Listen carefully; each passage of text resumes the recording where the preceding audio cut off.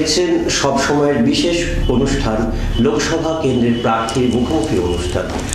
আমাদের স্টুডিওতে আমরা পেয়েছি মুর্শিদাবাদ লোকসভা কেন্দ্রের বিজেপি প্রার্থী সুজিত কুমার ঘোষ।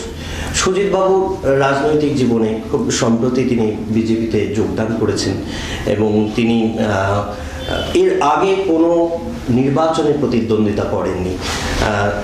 সুজিত বাবু, এই যে আপনি একদম বড় একটা পরীক্ষা অর্থাৎ লোকসভা নির্বাচন, এই নির্বাচনে প্রার্থী হয়েছেন, মানে আপনার কি মনে হলো প্রথমে এত বড় একটা ক্ষেত্রে আপনি প্রতিদ্বন্দ্বিতা করছেন? দেখুন, পুলিশে চাকরি করার সময় আমরা তো কয়েকটা ইলেকশন, আমি আমার কথা বলি, আমি তো ইলেকশন দেখেছি, ধরুন হাওড়া ডিস্ট্রিক্টে ইত্যাদি, কিভাবে প্রার্থীদের সাপোর্টে লোকজন কিভাবে প্রচার করে, কিভাবে সংঘর্ষ হয়, কিভাবে ভালো জিনিস বলা হয়, কিভাবে একজনের বিরুদ্ধে নানা প্রচার, মাঝে মধ্যে অপপ্রচারও হয়, এগুলো সম্পর্কে আমরা মোটামুটি পুলিশে যারা কাজ করি আমাদের একটা ভালো আইডিয়া আছে। এবং আমার মনে হয়েছিল যে এই কাজটা আমার পক্ষে করা খুব একটা কঠিন হবে না। এখানে হয়তো একটু বলা দরকার যে কেন আমি পলিটিক্সে এলাম। এটা এই কারণে এলাম, কারণ আমি হয়তো নর্মাল কোর্সে আসতাম না। সেটা হচ্ছে এই মুর্শিদাবাদ ডিস্ট্রিক্টে আমি এসপি ছিলাম, সেখান থেকে আমি ডেপুটেশনে সিবিআইতে গেলাম কলকাতায়। তারপরে 14 বছর আমি সিবিআইতে দুটো টার্মে 7 বছর করে কাজ করে আমি জয়েন্ট ডিরেক্টর হিসেবে অবধি আমি যাওয়ার পরে আমি স্টেটে আবার ফিরে আসি। আমার কর্মজীবন একটু আপনার কাছে জানতে চাইছি, আপনি এসপি ছিলেন খুব সম্ভবত 75-76 সালে, রাইট? এবং মুর্শিদাবাদের সঙ্গে আপনার একটা পূর্ব পরিচিতির একটা জায়গা কিন্তু মানে ছিলই, সেই সূত্রে আবার এখানে প্রার্থী হয়েছে এবং দীর্ঘদিন আপনি পুলিশের উচ্চপদস্থ কর্মচারী হিসেবে রাজ্যে ছিলেন। সেই জায়গা থেকে এই যে ভোটের জায়গা আপনি বললেন যে একটা অভিজ্ঞতা রয়েছে, এই মুর্শিদাবাদে এতদিন পর আবার যখন এলেন প্রার্থী হিসেবে আপনার কি অনুভূতি কেমন হচ্ছে? ওইখানেই আমি যাওয়ার চেষ্টা করছি। তো আমি এই অ্যান্টি করাপশন, দুর্নীতি, এই জিনিসের সাথে সিবিআইতে, পরবর্তীকালে আরও গভর্নমেন্ট অফ ইন্ডিয়ার অন্যান্য যেরকম ইনস্টিটিউট অফ চার্টার্ড অ্যাকাউন্টেন্টসের ইয়েতে গভর্নমেন্ট নমিনি হিসেবে ছিলাম যখন সত্যম কেসটা সম্পর্কে আমাদের কমিটি ডিসিশন নিয়েছিল। নাও যখন আপনাকে একটু বিরত করছি, একটি ফোন নিচ্ছি, আমাদের দর্শক বন্ধু রয়েছে। হ্যাঁ নমস্কার, কোথা থেকে কে বলছেন? হ্যাঁ বলুন। আমাদের স্টুডিওতে রয়েছেন মুর্শিদাবাদ লোকসভা কেন্দ্রের বিজেপি প্রার্থী সুজিত কুমার ঘোষ। আমি বলছিলাম যে সুজিত কুমার ঘোষ তো একটু বলে গেছে তো, হ্যাঁ আমাদের মুর্শিদাবাদে কোনো সংগঠন, বিজেপির সংগঠনের সঙ্গে জড়িত কি বা কোনোদিন বিজেপির কোনো আন্দোলনের ভূমিকা পালন করেছে সেটাই জানতাম। ফোন করার জন্য ধন্যবাদ। ওনার বক্তব্য হলো যে আপনি মুর্শিদাবাদের বিজেপির সংগঠনের সঙ্গে কোনো রকমভাবে যুক্ত বা আপনি বহিরাগত না, কোনো বিজেপির সংগঠনের সাথে আমি সেভাবে মুর্শিদাবাদে যুক্ত নই। আমি বহিরাগত তো বটেই, কিন্তু যেহেতু চাকরির ক্ষেত্রে নানা জায়গায় গিয়েছি, সেই ক্ষেত্রে আমি যেখানেই যাই না কেন আমি বহিরাগত হিসেবেই যেতে হয়েছিল। তো যাই হোক, আমি ওই জায়গাটা শেষ করিনি। তো যখন এই অ্যান্টি করাপশন জিনিসটা আম আদমি পার্টি এলো, তার বহুদিন আগে আমাদের আমি এবং আমরা কয়েকজন মিলে একটা এনজিও সেট আপ করেছিলাম আমার রিটায়ারমেন্টের পরে, সোসাইটি ফর পাবলিক ইন্টারভেনশনস বলে, যার রেজিস্ট্রেশন হয়েছিল 2008 সালে, যখন আন্না হাজারে বা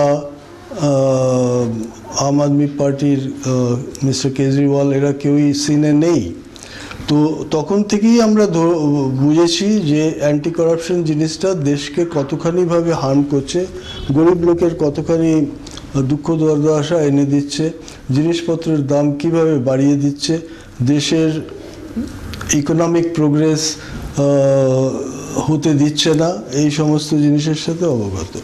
তো যখন আমি দেখলাম যে দিল্লির 15 বছরের সরকারকে আপ পার্টি সে অতি সহজে সরিয়ে দিতে পারলো, তখন আমি মনে হলো যে অ্যান্টি করাপশন বা দুর্নীতি দমনের একটা বিশেষ ভূমিকা দেশে হতে চলেছে।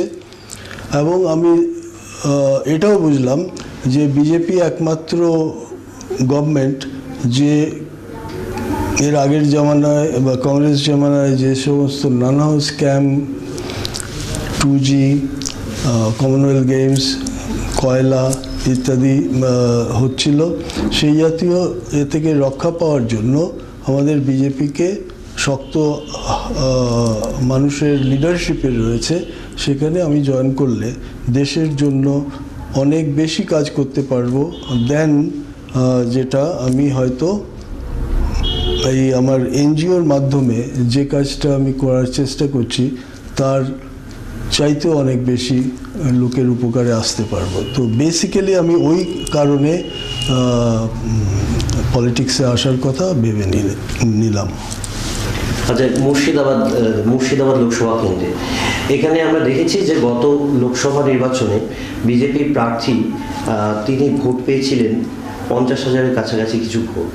গত পঞ্চায়েত নির্বাচনে আমরা দেখলাম যে 5% কিছু বেশি ভোট বিজেপি পেয়েছে এই লোকসভা কেন্দ্র থেকে। এমতো অবস্থায় এটা হাওয়া চলছে বিজেপি সর্বভারতীয় ক্ষেত্রে, মোদীকে প্রধানমন্ত্রীর সামনে রেখে বিভিন্ন জনমত সমীক্ষায় উঠে এসেছে বিজেপি এককভাবে সরকার গঠনের সম্ভাবনা। সেই জায়গায় দাঁড়িয়ে মুর্শিদাবাদ লোকসভা কেন্দ্রে কি ফলাফল হতে পারে বলে আপনি ভাবছেন? এটা আমার কাছে কিছুতেই আমি বুঝতে পারি না যে বিজেপি এই স্টেটে জন্মসূত্র যার যে পার্টির এখানে, সেখানে মানুষ বিজেপিকে কোনোদিন গ্রহণ করলো না কেন। তার একটাই মেইন আমার মনে হচ্ছে যে এটা একটা কমিউনাল পার্টি। সে কমিউনাল পার্টি কি কমিউনাল পার্টি নয়, এ নিয়ে ভেতরে ঢোকার কথা বোধহয় মানুষ অতটা চিন্তা করতে চায় না, এবং যার জন্য আমাদের পার্টি ঠিক ভালো মতো মানুষের কাছে গ্রহণীয় হয়ে ওঠেনি। কিন্তু এবারের পজিশনটা কিন্তু অনেকটা তফাৎ। এবারে মানুষ দেখতে পাচ্ছে যে সরকার এই কেন্দ্রে সরকার গঠনের এই যে নির্বাচন, এতে কংগ্রেসকে যদি সরিয়ে অন্য কোনো গভর্নমেন্ট আসতে হয় সেটা বিজেপি সরকারই হতে হবে। এবং নারায়ণ মোদীজির মতো এরকম শক্তিশালী লিডার, নেতা, যিনি দেশকে ভালো পথে চালাতে পারবে, এরকম আশা প্রত্যেকটা মানুষের মধ্যেই রয়েছে। এবং সেই জন্য আমাদের এখানে এবারে অন্যান্য বারের তুলনায় অনেক ভালো রেজাল্ট হবে। আচ্ছা, একটি বিষয় যেটা আপনি আলোচনার মধ্যে উঠে এলো, আপনার আলোচনার মধ্য থেকে আমরা দেখলাম গতকালও সোনিয়া গান্ধী কার্যত বিজেপির বিরুদ্ধে এভাবেই প্রচার করছে সাম্প্রদায়িক। এই সাম্প্রদায়িক তকমাটা কেন আজও, কি মনে হয়? সাম্প্রদায়িক তকমাটা বিজেপিকে দিতেই হবে, কারণ এছাড়া বিরোধী দলের বলার তো বিশেষ কিছু নেই। কারণ বিজেপি সরকার যখন দেশ শাসন করেছে মিস্টার বাজপেয়ীজির সময়ে, সে সময়ে দ্রব্যমূল্য বাড়েনি, মানুষের প্রচুর উপকার হয়েছে, আনন্দে মানুষ ছিল। গোল্ডেন কোয়াড্রাঙ্গুল চতুর্ভুজ যেটা তার, এবং এই মুর্শিদাবাদে বিশেষ করে যে সমস্ত গ্রামে গঞ্জে পথ তৈরি হয়েছে, এখন ক্যাটারার ডেকে গ্রামের মানুষ লোকজনকে খাওয়াতে পারছে, সেগুলো সবই বিজেপি সময়ের দান। তাদের সাথে পারফরমেন্সে কংগ্রেস সরকার কোথাও নেই। অতএব কমিউনাল বলাটা সবচাইতে সহজ। বিজেপি পার্টি দেশের কথা বলে, মানুষকে হিন্দু মুসলমান সব বিভেদ কোথাও দেখে চলতে চায় না। সুতরাং একে যদি আমাকে কন্টেস্ট করতে হয়, আমাকে ওই জাতীয় আর্গুমেন্ট দিতেই হবে। সুজিতবাবু, অসমের একটি জনসভাতে সোনিয়া গান্ধী বলেছেন, কিছু লোক এ দেশের বৈচিত্র্যের মধ্যে ঐক্যকে বিশ্বাস করেন না। কেউ কেউ দেশভক্তির ঢাক পেটান। যারা দেশের ধর্মনিরপেক্ষতার ভাবনাতেই বিশ্বাসী নয়, তারা কিভাবে দেশভক্তি অনুভব করবেন? কার্যত মোদীকে উদ্দেশ্য করে সোনিয়ার এই বক্তব্য, আপনি কি বলবেন? না, এটা একেবারেই ভুল পারসেপশন, বা আমার মনে হয় না এর মধ্যে কোনো সাবস্ট্যান্স আছে। কারণ হিন্দু মুসলমানকে নিয়ে বিজেপি সবসময়ই চলেছে। গুজরাটে দাঙ্গা হাঙ্গামার নারীদের মর্যাদা, উন্নতি সব কিছুই যখন হয়েছে, এখান থেকে মুসলমান হিন্দু সব ওখানে গিয়ে চাকরি করছে, অন্যান্য কাজকর্ম করছে। তারা ওখানে যাচ্ছে কেন? কারণ ওদের ওখানে যদি কোনো শান্তি না থাকতো, তাদের যদি সিকিউরিটি না থাকতো, নিরাপত্তা বোধ না থাকতো, তারা ওখানে নিশ্চয়ই যেত না। এটা বলা লিডারশিপ, মানে পলিটিক্যাল স্পিচ আর কি। এটা আমি একটি ফোন নিয়ে নিই। হ্যাঁ, নমস্কার, কোথা থেকে কে বলছেন? হ্যালো, সংযোগ বিচ্ছিন্ন করতে বাধ্য হচ্ছি, অনেক কথা শোনা যাচ্ছে না। আরও একটি বিষয় আসছে আপনার কাছে, সেটা হলো যে সূর্যকান্ত মিশ্র, সিপিএমের সূর্যকান্ত মিশ্র, তিনি বলেছেন যে রাজ্যে বহু আসনে তৃণমূলকে ওয়াক ওভার দিয়ে দিয়েছে কংগ্রেস এবং বিজেপি, কয়েকটি ক্ষেত্র ছাড়া। তৃণমূলকে ওয়াক ওভার দিয়ে দিয়েছে কংগ্রেস ও বিজেপি, কয়েকটি ক্ষেত্র ছাড়া। অভিযোগ সূর্যকান্ত মিশ্রের। না, এটা তো আমি তো এর মধ্যে সত্যতা কিছু দেখতে পাচ্ছি না। ওয়াক ওভার দেওয়ার কোনো কারণ তো থাকতে পারে না। সিপিএমের অর্গানাইজেশনাল স্ট্রাকচার, তাদের মানুষের কাছে গ্রহণযোগ্যতা অনেক কমে গেছে। সুতরাং এ কথা বলে নিজের পার্টির ইমেজটাকে একটু ভালো করার চেষ্টা উনি করতেই পারেন। আচ্ছা, আমরা বিজেপি সর্বভারতীয় একটি রাজনৈতিক দল। আবকি বার মোদী সরকার, এবারের স্লোগান আবকি বার মোদী সরকার। আমরা দেখেছি 96 সালেও আমরা একই ঘটনা দেখেছিলাম, আবকি বাড়ি অটল বিহারী। আবার পাল্টা দেখছি কংগ্রেসের ম্যায় নেহি হাম, রাজনীতি নেহি কাজনীতি। কংগ্রেসের পক্ষ থেকে এই স্লোগানগুলোকে এবারে নির্বাচনে হাতিয়ার করা হয়েছে। রাজনীতি নেহি কাজনীতি, আর ম্যায় নেহি হাম। অপরদিকে আবকি বার মোদী সরকার। এই যে দুটো ক্ষেত্রে আমরা দেখতে পাচ্ছি যে মানে একটা ব্যক্তিকেন্দ্রিক রাজনৈতিক একটা প্রচার, একটা সর্বভারতীয় একটি দলের ক্ষেত্রে, এবং এই ব্যক্তিকেন্দ্রিক যে একটা রাজনৈতিক দল হওয়া উচিত নয়, এমনটিও বিজেপির অভ্যন্তর থেকেও একটা গুঞ্জন উঠে আসছে। কি বলবেন আপনি? ব্যক্তিকেন্দ্রিক রাজনৈতিক দল কংগ্রেসকে বলা ছাড়া অল্টারনেটিভ তো কিছু দেখতে পাচ্ছি না। কারণ একই ফ্যামিলি থেকেই পরের পর আমরা লিডারশিপ দেখতে পাচ্ছি, এবং রাহুল গান্ধী ছাড়া এই পার্টি চলবে না।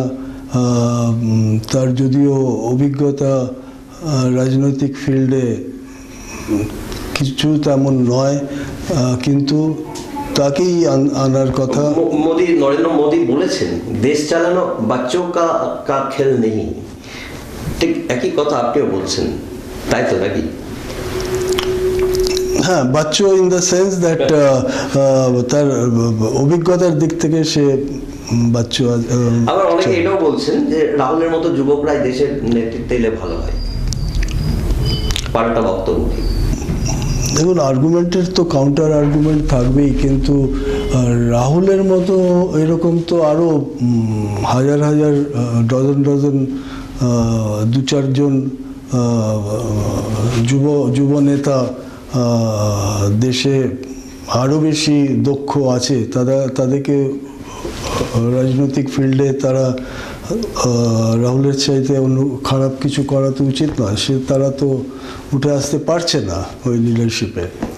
ধরুন আপনি নির্বাচিত হলেন, সাংসদ নির্বাচিত হলেন, আপনি লোকসভায়, আপনার মুর্শিদাবাদ লোকসভা কেন্দ্রের কোন কোন সমস্যাগুলোকে উত্থাপন করবেন? দেখুন, আমি মুর্শিদাবাদে এর পরেও মাঝে মধ্যে যে এসছি, এবং এবারে তো খুব ভালোভাবে গ্রামাঞ্চলে ঘুরে দেখলাম যে এরকম দারিদ্র কন্ডিশন, মানুষের মধ্যে কোনো ইনকাম জেনারেটিং জিনিসগুলো যাতে দিয়ে তৈরি হতে পারে তার দিকে কোনো বিশেষ নজর নেই। আমি একটা জায়গায় বসে কথাবার্তা বলছিলাম, ওই জায়গাতে পেঁয়াজ হয়, রসুন হয়, পাট হয়, পাটটাকে পচাবার জন্য জল নেই, কিন্তু একটু দূরে আমি দেখলাম একটা জলাশয় বেশ ভালো রয়েছে। আমি বললাম যে ওটা তো রয়েছে, ওখানে আপনারা করেন না কেন? বললো যে না, ওর জল শুকিয়ে গেছে, ওখানে ডেপথ নেই ইত্যাদি।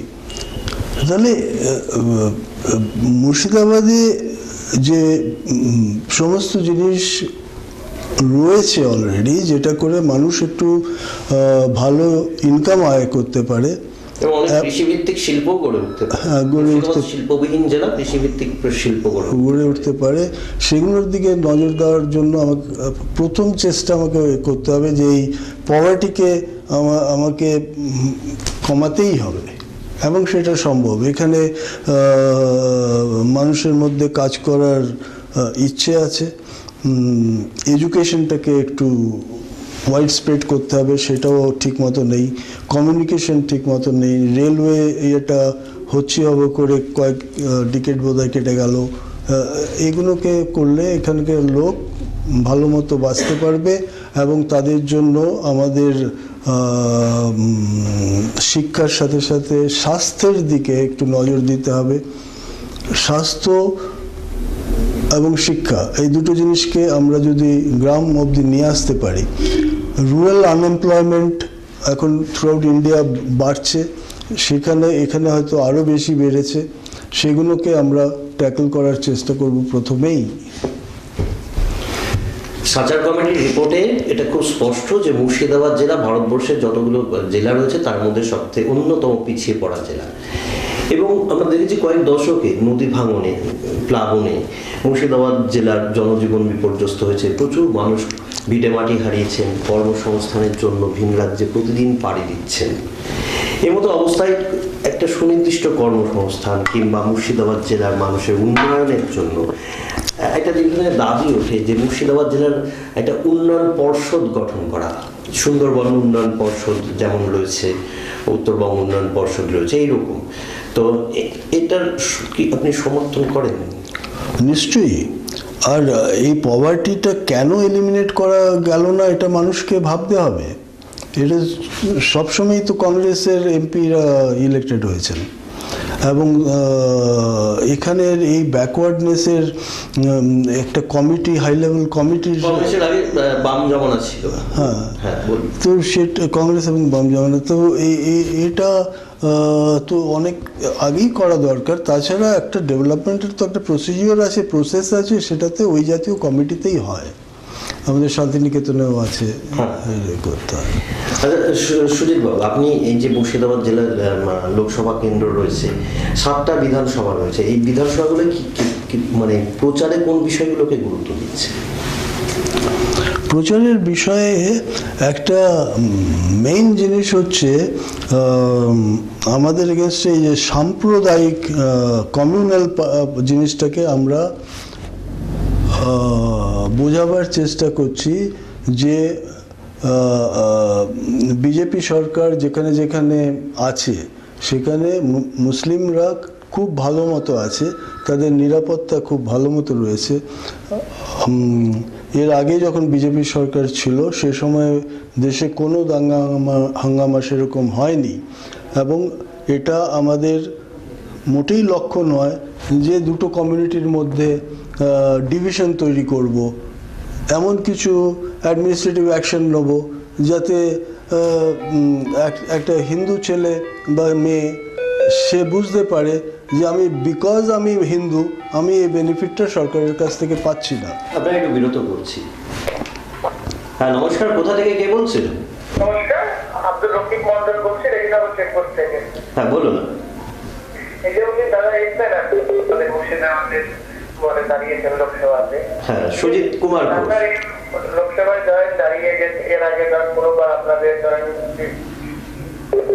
বিজেপির আমাদের ধরেন কোনো পার্টি সেরকম ছিল না, আমাদের এখানে সংগঠনও সেরকম নেই, তো সেক্ষেত্রে তাহলে আমরা কি হারে আগাতে পারবো আগামী দিনে? হ্যাঁ, উনি কার্যত মুর্শিদাবাদে বিজেপি সংগঠন নেই আস্থা কিভাবে রাখবেন এই বিষয়টাকেই গুরুত্ব দিতে চাইছেন, কি বলবেন? সে উনি বললেন যে সংগঠন নেই, অতএব কিভাবে আস্থা রাখবেন? মানে বিজেপিকে সমর্থন করব আমরা, কিন্তু বিজেপির সংগঠন তেমন নেই। দেখুন, বিজেপির সংগঠন এতদিন ছিল না, কিন্তু থাকলেও সেটা খুবই সামান্য ছিল। কিন্তু আমরা সংগঠনের মধ্যে দিয়ে, সংগঠন একেবারে নেই তা নয়, একটা কিছু অঘটন যদি ঘটে সেটা এসডিওর কাছে, পুলিশের কাছে প্রতিবাদ করার সেইটুকুনি সংগঠন আমাদের আছে। কিন্তু আমরা যেহেতু কোনো সময় পাওয়ারে ছিলাম না, সেই জন্যই হোক বা বিশেষ করে ওই একটু মানুষের কাছে গ্রহণযোগ্যতা একটা ম্যানিপুলেটেড ওয়েতে আমাদের এগেনস্টে যে প্রচার হয়েছে, তার জন্যই হোক এটাকে আমরা ট্যাকল করে আমাদের সংগঠন তৈরি করা মাস তিনেকের মধ্যে আমরা একটা ভালো জায়গায় যেতে পারবো, সেই কনফিডেন্স আছে আমার। আচ্ছা সুজিত বাবু, বহরমপুর কেন্দ্রে তৃণমূলের প্রার্থী হয়েছেন ইন্দোনেশিয়ান গায়ক, তিনিও কলকাতায়। আসছি আমি ফোন নিই। হ্যাঁ নমস্কার, কোথা থেকে কে বলছেন? হ্যালো। হ্যাঁ বলুন। হ্যালো। হ্যাঁ বলুন, আমরা শুনতে পাচ্ছি। মুর্শিদাবাদ দমকল থেকে বলছি। হ্যাঁ বলুন, অনুগ্রহ করে আপনার নামটি বলবেন। আমার নাম বেতাবাদী। হ্যাঁ বলুন। আমি বলছি এই যে আজকে বিজেপির ক্যান্ডিডেট যেখানে সুজিত ঘোষ আপনাদের এখানে বসে আছে মুর্শিদাবাদ লোকসভায়, হ্যাঁ তো বলতে চাইছি এখানে তো সংগঠন একদম হালকা সংগঠন কোনো কিছুই নাই মুর্শিদাবাদ লোকসভায়। আমরা মুর্শিদাবাদ লোকসভার এই দমকলে আশেপাশে মানুষের মধ্যে একটাই কথা বলছি, একটাই কথা সাধারণ মানুষের মুখে, আমি সাধারণ একজন ভোটার, মানুষ একটাই কথা বলছে যে ওর থেকে যে এখানে উন্নয়নের কান্ডারি মানলাম হচ্ছে, হচ্ছে যে তৃণমূল মানে সন্ত্রাস, সিপিএম মানে আতঙ্ক, আর হচ্ছে মান্নার মানে উন্নয়ন, এরকম একটা কথা বলছে। গ্রামের মধ্যে মানুষের একই কথা, মান্নানের দম করতে কিছু না হলে 30,000 মতো দেখতে যায়। এখানে বিজেপির যে ক্যান্ডিডেট কোন আশাতে এখানে ক্যান্ডিডেট হয়েছে এটা আচ্ছা, ফোন করার জন্য ধন্যবাদ। ওনার কথা খুব পরিষ্কার। মানে কংগ্রেস প্রার্থী, কংগ্রেসের সাংসদ, যিনি দুবার সাংসদ নির্বাচিত হয়েছেন, মান্নান মানে উন্নয়ন।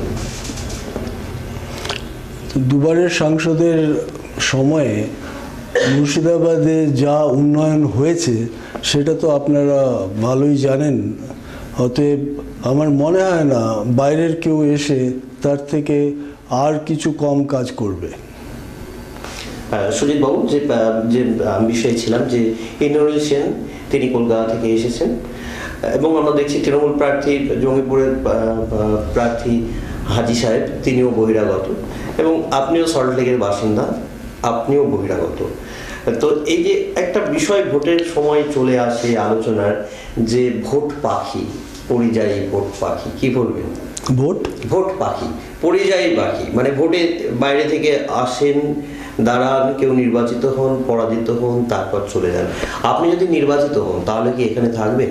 না, আমি একটা কথা খুব সহজভাবে বোঝাতে চাইবো যে আমি এখানে এসপি ছিলাম খুব কঠিন সময়ে, ইমার্জেন্সির সময়ে, এবং মানুষের প্রতি এসপির কাজটা করা যায় না, বিশেষ করে ওই রকম একটা সময়ে, কোনো একটা নকশাল টাইমে বা কোনো একটা ইমার্জেন্সির সময় ওই কাজটা করা যায় না যদি না সেই অফিসারের মধ্যে একটা কমিটমেন্ট থাকে, তার মানুষের প্রতি একটা ভালো করার ইচ্ছে থাকে, সেই সব জিনিসগুলো ছিল। পরবর্তীকালে আমি অন্য জায়গাতেও সেগুলো সাথে সেগুলোকে আমি আজ অবধি একদিনও রিটায়ারমেন্টের পরেও আমি বসে থাকিনি, আমি সেগুলোর সাথে যুক্ত। আমার এনজিও আছে, এনজিওতে আমি লোকের ভালো করি। ইউনাইটেড নেশনস এর ফান্ডেড একটা স্কিমে আমি এনজিওদের নিয়ে কাজ করেছি। যেসব জায়গায় মুসলিম ফ্যামিলিরা, মহিলারা কাজ করছে, তাদের হাজব্যান্ডরা, মেল মেম্বার্সরা অন্য স্টেটে গিয়ে কাজ করছে, তাদের কনফিডেন্স, তাদের অবস্থা সব কিছুর সাথে আমার ওয়াকিবল আছে। এবং এটা জিওগ্রাফির ব্যাপার আজকে পৃথিবীতে আর নেই, এটা বুঝতে হবে। কারণ এখন যে সমস্ত আইটি রিভলিউশন এসছে তাতে পৃথিবী একটা গ্রামে পরিণত হয়েছে। আচ্ছা, আরও একটা বিষয় সেটা হলো যে এই যে আপনি সাংবাদিকতা করতেন, চাকরিতে যোগদানের আগে আপনি সাংবাদিকতার সঙ্গে যুক্ত ছিলেন, সেই অধ্যায়টা যদি একটু আমাকে বলেন। আমি ইংরেজিতে একটু ভালো ছিলাম। ইকোনমিক্স অ্যান্ড পলিটিক্যাল সায়েন্স পড়ার সময় দেখলাম মাথায় অঙ্ক খুব একটা ঢোকে না, যার জন্য সেই সময় ইকোনমিক্সটা মোর অ্যান্ড মোর ম্যাথমেটিক্যাল হতে আরম্ভ করেছিল। তো তখন আমি পলিটিক্যাল সায়েন্সে শিফট করলাম, সাইড বাই সাইড ইংলিশের চর্চাটা একটু বাড়িয়ে একটা পরীক্ষা দিলাম। আনন্দবাজার গ্রুপেরই তৎকালীন হিন্দুস্তান স্ট্যান্ডার্ড বলে একটা কাগজ ছিল, তাতে সাব এডিটর হিসেবে আমি জয়েন করলাম। এবং প্রথম দিনেই আমার একটা সুন্দর অভিজ্ঞতা আছে যে আজকে তো ব্যানার হেডলাইন প্রত্যেক দিন, কিন্তু সেই সময়ে ব্যানার হেডলাইন হতো বছরে হয়তো 4-5 দিন 6 দিনের বেশি নয়। তো যে টপিকের ওপরে যে হেডিং, সাব এডিটরের মেন কাজটাই হচ্ছে হেডিং এবং অন্যান্য এডিটিং। হেডলাইনটা পরের দিন দেখলাম আমি যেটা করে এসেছিলাম, আরও 3 জন আমরা যারা ছিলাম, এবং আমারটা দেখলাম পাবলিশড হয়েছে। তো তাতে আমার খুব ভালো লেগেছিল অভিজ্ঞতা। সাংবাদিকতার সাথে থাকতে থাকতে একটা জিনিস বুঝেছিলাম, আমার একটা জিনিস, যে বড় রিপোর্টকে কি করে ছোট করা যায়। আচ্ছা, একটু ফোন এসেছে। হ্যাঁ, নমস্কার, কোথা থেকে কে বলছেন?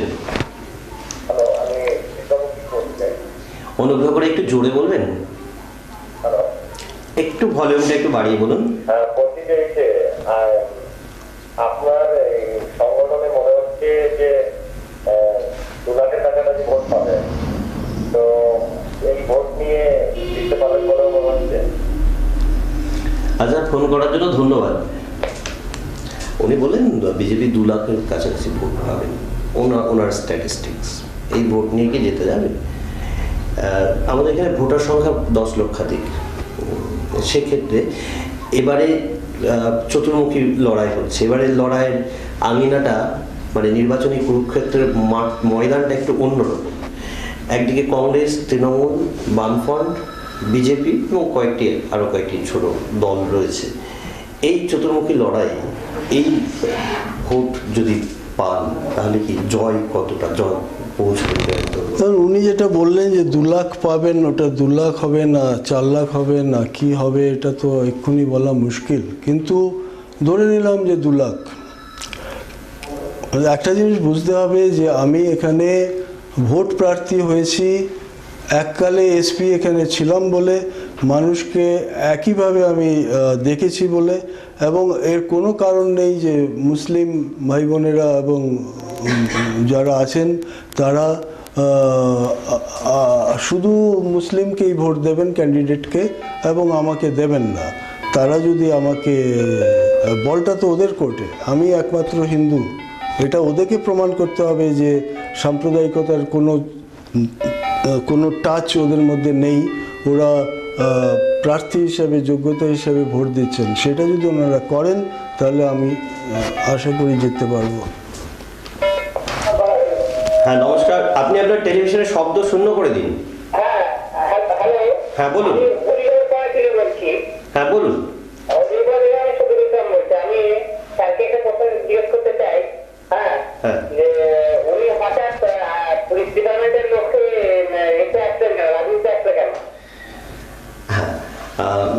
প্রশ্ন করার জন্য ধন্যবাদ। দেখতে থাকুন, কি বলবেন দর্শক? পুলিশ ডিপার্টমেন্টের লোক হয়ে রাজনীতিতে এলাম কেন? পুলিশ ডিপার্টমেন্টের লোক রাজনীতিতে এলে সেটা তো সবচাইতে ভালো জিনিস হবে, কারণ পুলিশ ডিপার্টমেন্টের সাথে মানুষের একটা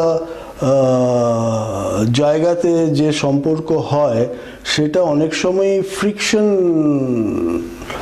সে গ্রিভান্স থাকে যে আমাকে ঠিকমতো ট্রিটমেন্ট হলো না, আমি গিয়ে আমার কথা এফআইআর নিল না, আমার কথা শুনলো না, সেই সব জায়গাগুলো এবং আইন শৃঙ্খলা এবং সিকিউরিটি ব্যাপারটা, সেটা তো পুলিশ ডিপার্টমেন্টের লোক যদি আসে, তারা যদি ঠিকমতো করে সাইড বাই সাইড।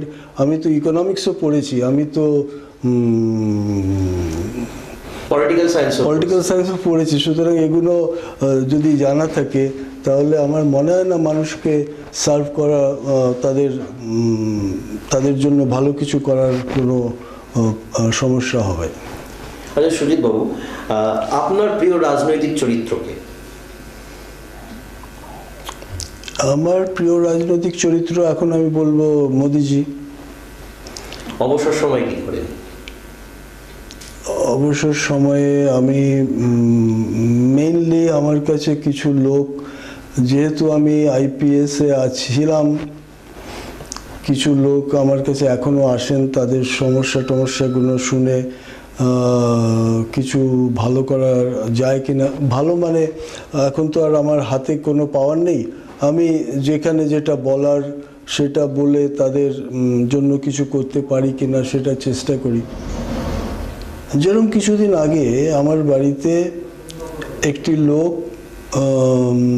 ব্যাগে করে কিছু জিনিসপত্র বিক্রি করে, তো কথায় কথায় ও বলল যে ডানলপ কোম্পানিতে ও চাকরি করত এবং তার চাকরি চলে যাওয়ার পর সে বাধ্য হয়ে এইভাবে জীবনযাত্রা করছে।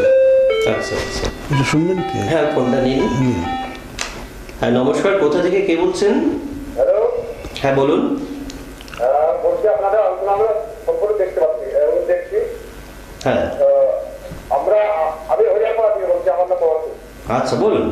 আমি বলতে চাইছি যে আমাদের মনে ইচ্ছা যে একজন স্থায়ী সরকার হোক এবং স্থায়ী সরকার পশ্চিমবাংলাতে একটা যে কোনো আঞ্চলিক দলকে যদি সমস্ত মন্ত্রণালয় দেওয়া যায় সেটা স্থায়ী সরকার হবে না। তো ভারতবর্ষে একটা জাতীয় স্তরে সরকার, সেটা একমাত্র ভারতকে চালানোর মতন সরকার কংগ্রেস সরকারে, এটাই আমরা মনে করি। তো বিভিন্ন আপনাদের আলোচনা যেটা দেখছি তাতে আমরা চাই যে কংগ্রেস জিতবে এবং ব্যাপক হতে আমাদের এখান থেকে যে মানদান হচ্ছে লিখতে হবে। আচ্ছা, ফোন করার জন্য ধন্যবাদ। উনি দিল্লিতে স্থায়ী সরকার চান এবং ওনার আত্মবিশ্বাস যে কংগ্রেস এখান থেকে জিতবে এবং কেন্দ্রে স্থায়ী সরকার গঠন করবে। না, ওনার বিশ্বাস হতেই পারে, কিন্তু সমীক্ষাগুলো তো সে কথা বলছে না, এবং দেখা যাক ভোটে কি দাঁড়ায়, সেটা সময়ই বলবে। সুজিত বাবু, আমাদের সময় সীমিত, সুতরাং আরো আলোচনা থাকলেও এই মুহূর্তে আর করা সম্ভব হচ্ছে না। আপনারা দর্শক বন্ধু যারা এতক্ষণ দেখলেন আমাদের এই অনুষ্ঠান, মুখোমুখি অনুষ্ঠান, যারা ফোন করলেন তাদেরকে অনেক অনেক ধন্যবাদ, যারা ফোনে সংযোগ পাননি তাদেরকেও ধন্যবাদ জানাই। আর সুজিত বাবু, আমাদের স্টুডিওতে আসার জন্য আপনাকে তো অনেক অনেক ধন্যবাদ। এত মাঝেও আপনি আমাদের সময় দিয়েছেন। আপনারা দেখতে থাকুন সব সময়। শুভরাত্রি। সব সময় সবার কথা সবার সঙ্গে।